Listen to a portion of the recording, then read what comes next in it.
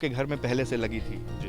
इतनी सारी प्रतिमाएं यूपी के लिए बनवा रहे हैं, मकसद क्या है? कि आदित्यनाथ के खिलाफ आप चुनाव लड़ने जा रहे हैं। उन्होंने हाल ही में जनसंख्या नियंत्रण बिल लाया है, जल्द ही वो कानून बन जाएगा। क्या इससे आपकी सहमति है या आपको लगता है कि ऐसा नहीं होना चाहिए? और क्या मुद्दे हैं जो आप देखते हैं कि विधानसभा चुनाव देखिए, मैं यूपी में उत्तर रहें? प्रदेश में किसी के खिलाफ चुनाव नहीं लड़ने के लिए जा रहा हूँ। मैं वहाँ पे जीतने के लिए जा रहा हूँ। सबीरा मैं के वहाँ बेटे को विस्कॉट अल्ड्रिच सिंड्रोम है। ये एक रेयर जानलेवा इम्यूनिटी की बीमारी है। आपकी एक छोटी सी मदद सबीरा के बेटे को नई उम्मीद दे सकती है। डिस्क्रिप्शन में दिए हुए लिंक पर जाएं और इस नन्ही सी जान की एक उम्मीद बने।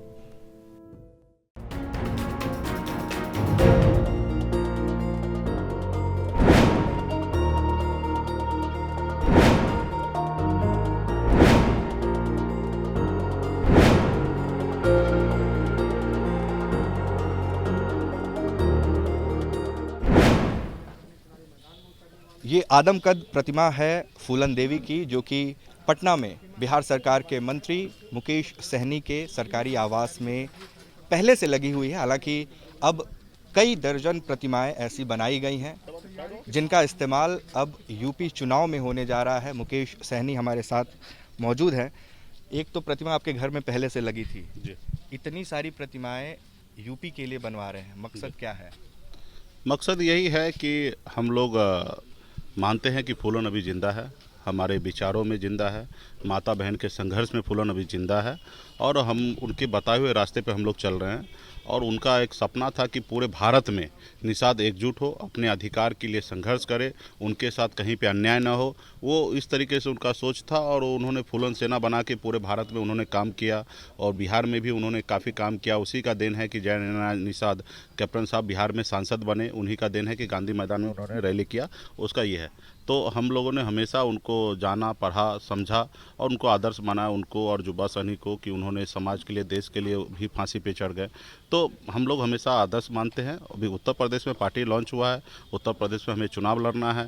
तो जो लोग फूलन देवी जी को मानते हैं निश्चित तौर पे वो सब हमारे साथ आएंगे। एक इसलिए हमने 25 जुलाई को एक कार्यक्रम है जो उनका शहादत दिवस है, तो हम लोग पूरे उत्तर प्रदेश में मना रहे हैं, हर मंडल में कार्यक्रम कर रहे हैं। मैं खुद बनारस में रहूँगा, तो मैं एक कार्यक्रम कर रहा हूँ और जो मुझे पूरा भरोसा है कि जो फूलन देवी को मानने वाले हैं, जो उनके विचारों पे चलने वाले लोग हैं, जो उनको अपने आदर्श मानते हैं, वो सब एक जगह होंगे, एक प्लेटफॉर्म पर होंगे। कई ऐसी छोटी मोटी पार्टियाँ, संगठन सब अभी ऑलरेडी हमारे साथ आ चुके हैं और मैं चाहूँगा कि सब लोग एक साथ आए, एक ही विचारधारा के हैं और एक ही चीज़ के लिए लड़ाई लड़ रहे, तो अलग अलग क्यों लड़े।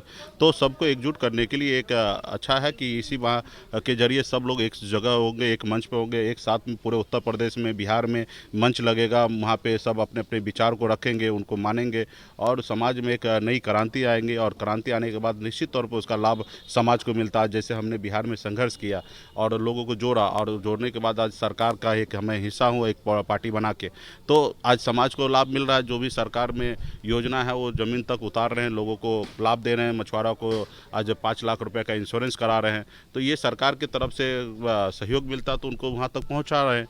तो इसी तरीके से उत्तर प्रदेश में भी हम चाहेंगे कि हमारी पार्टी मजबूती से सरकार का हिस्सा बने और वहाँ पे निषाद समाज को न्याय दे और हमारी मुख्य जो लड़ाई है आरक्षण का, उसके लिए हमें मजबूती मिलेगा, क्योंकि दिल्ली से ही, उत्तर प्रदेश से ही रास्ता है दिल्ली पहुँचने का और 2024 में लोकसभा चुनाव है। हम अगर 3 राज्य में, उत्तर प्रदेश, झारखंड और बिहार में मजबूती से काम कर लेते हैं, तो मुझे लगता है कि आने वाले समय में 20-25 सांसद हम लोग जिता लेते हैं, तो दिल्ली में हमारी ताकत होता है और जहाँ ताकत होगा और निश्चित तौर पर संविधान के दायरे में रहकर निषाद समाज को आरक्षण दिलाएंगे। यूपी में पहले से ही जो मल्लाह हैं, मछुआरे हैं, निषाद हैं, बिंद हैं, ये तमाम जातियों से जुड़े हुए जो संगठन हैं, राजनीतिक दल हैं, पहले से काम कर रहे हैं। जलवंशी मोर्चा भी वहाँ पर चल रहा है, जिसमें फूलन देवी के पति उम्मेद सिंह भी उस मोर्चा में जुड़े हुए हैं। तो क्या मुकेश सहनी उस मोर्चा से जुड़ने जा रहे हैं या फिर एक अपना अलग मोर्चा मैं बनाएंगे? कोशिश करूंगा वो मोर्चा हमारे साथ आ जाए और जितने भी सामान्य विचारधारा वाले लोग हैं सब हमारे साथ हैं। हमारे उनसे भी मुलाकात अभी 10 दिन पहले हुए हैं और जो मोर्चा में जो लोग हैं वो सबसे हमारे मुलाकात, उम्मेद सिंह से कोई बात हुई? बातचीत हुआ था, मुलाकात हुआ था 10-15 दिन पहले। लेकिन सब आदमी अगर उनको अगर लोग मानते हैं तो सब को एक प्लेटफॉर्म पे आने की आवश्यकता है। उत्तर प्रदेश में तो आज से नहीं, बरसों से 20 पार्टियां हैं समाज ने बना के रखा, लेकिन मुकाम तक नहीं पहुंच पाया। लेकिन बिहार में एक ही पार्टी हमने बनाया 2018 में और 20 में सरकार का हिस्सा बन गए। तो हमारे काम करने का तौर तरीका अलग है और हम लोग वहाँ पे पार्टी बनाते हैं और सब चुनाव के समय में एक टिकट पे समझौता कर लेते हैं, सिर्फ एक टिकट पे। अगर उनको एक टिकट ही चाहिए तो मैं देने के लिए तैयार हूँ, और उनको चुनाव जिता के लाएंगे उसकी भी गारंटी हम लेते हैं। तो समाज को अगर एक विधायक और सांसद बनना है तो उसके लिए मैं पर्याप्त हूँ, उनको मैं बनाऊंगा। जैसे हमने बिहार में बनाया है, हमने विधायक बनाया है, सब चीज़ बनाया है, तो इसे हम उत्तर प्रदेश में भी बनाएंगे। और सबको एक साथ पे आ जाना चाहिए, और निश्चित तौर पे जिनका बेहतर विचार होगा उनके साथ समाज जुड़ेंगे। फूलन देवी काफ़ी विवादास्पद नाम रही हैं। क्या मुकेश सहनी फूलन देवी का नाम लेकर यूपी में अगड़ा बनाम पिछड़ा कराना चाहते हैं? क्या आपको लगता है कि इससे फूलन देवी का नाम लेने से पिछड़ा वोट बैंक आपके साथ आएगा? देखिए, कौन क्या सोचेंगे मुझे नहीं पता है। मुझे पता है कि जो फूलन देवी को मानने वाले लोग होंगे वो मेरे साथ आएंगे, और मैं तो हर जाति धर्म को सम्मान देने का हमेशा बात करता हूँ और करता रहूँगा। और जिनको जो सोचना है वो अपना, वो स्वतंत्र है, वो सोचे, लेकिन मेरा काम हमेशा होगा सबको जोड़ना। जोड़ के ही हम आगे बढ़ सकते हैं, तोड़ के आगे कभी नहीं बढ़ सकते। और रहा कि आज उनके, अगर आप इतिहास लेते हैं तो उनके साथ कितना अन्याय हुआ, किसने अन्याय किया, उसके बावजूद भी उन्होंने एक साधारण ज़िंदगी में आए, उन्होंने आत्मसमर्पण किया, उन्होंने सज़ा भी काटा, उनके बाद उन्होंने देश का माननीय बने, सांसद बने। उसके बाद भी लोगों को वो तकलीफ़ में आए कि वो समाज को जोड़ रहे थे, और वो कुछ लोगों ने उनको अपने रास्ते से हटा दिया। तो देखा जाए तो उनके साथ अन्याय हुआ, देश में अन्याय हुआ। वो सीबीआई जांच होना चाहिए लेकिन नहीं हो पाया।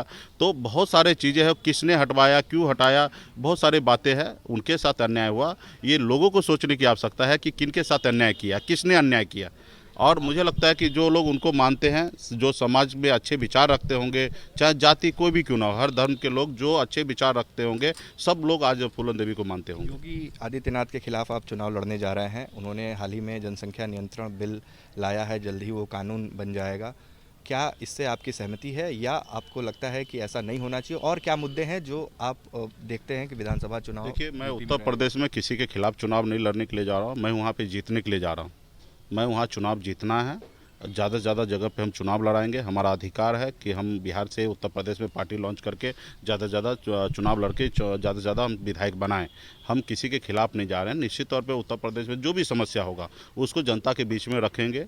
समाज को जोड़ने के लिए जो भी चीज़ें होंगे वो सबको हम लोग करेंगे। जैसे आज समाज को जोड़ने का काम में है कि फूलन देवी को मानने वाले लोग को जनसंख्या नियंत्रण कानून पर क्या राय है? इस पे पहले तो अभी निश्चित तौर पे समाज देश में इस तरीके से होना चाहिए। जनसंख्या पे ध्यान देने की आवश्यकता है हर किसी को, और इसके लिए एक अच्छा कानून बने, और इस कानून को लेके सर्वदलीय एक बैठक करे हर पार्टी से, और सामाजिक लोगों के साथ एक बैठक करे कि इसमें किसी को नुकसान ना हो, किसी का फ़ायदा ना हो। तो इस तरीके का एक बायलॉज बने, कानून बने, और मुझे लगता है कि इस पर सबको ध्यान देने की आवश्यकता है।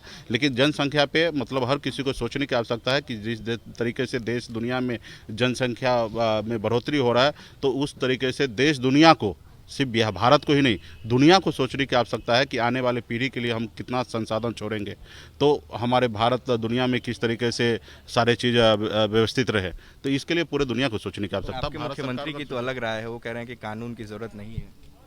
नहीं, कानून की जरूरत, उन्होंने सीधा स्पष्ट किया कि जागरूक करने की आवश्यकता, तो इसमें जागरूक भी करने की आवश्यकता है और कानून भी बनाने की आवश्यकता है अगर इस तरीके से। तो लेकिन इसके लिए एक बड़े प्लेटफॉर्म पे सबको बैठकर एक राय बनाने की आवश्यकता है। निश्चित तौर पे आप देखिएगा तो चुनाव होता है तो सब एक साथ में, सब एक ही आदमी को नहीं मानते, अलग अलग विचार होता है, अलग अलग राय होते हैं। आज मेरा भी मानना है कि जनसंख्या पे विचार हो, बहस हो, और उस पर एक ठोस निर्णय लिया जाए। विकासशील इंसान पार्टी के मुखिया और बिहार सरकार में मंत्री मुकेश सहनी यूपी विधानसभा चुनाव में ताल ठोकने जा रहे हैं, और इसकी शुरुआत होगी 25 जुलाई को फूलन देवी की शहादत दिवस मनाकर, और उसकी तैयारियां मुकेश सहनी के सरकारी आवास में ज़ोर शोर से चल रही हैं।